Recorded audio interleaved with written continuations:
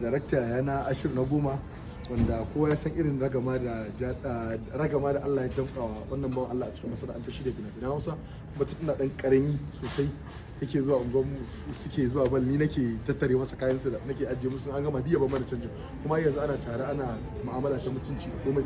Yana so yi wannan amfani da damar ya muku barka da sallah. Kar ku manta dai Ashir na goma shine daraktan da ya tutar so na goma, aska tara, fina-finai da wasu harafin so suwaye duka fina-finansa ne wanda ya bada umarni. Gashi sabu bakwai, gashi zai muku barka da sallah. To barka da sallah jama'a, da fatan an yi sallah lafiya, an ci nama da sauran hidindimu lafiya ma da. A gani ga Abubakar Bashir mai shadda, producer babba a cikin ma'aikatar shirya fina-finai. Muna ready na ci gaba da ayyuka da gabatar da su idan Allah ya yarda, ba da dadewa ba. Don haka sai a yi watching na abin da zai faru next in Allah ya yarda.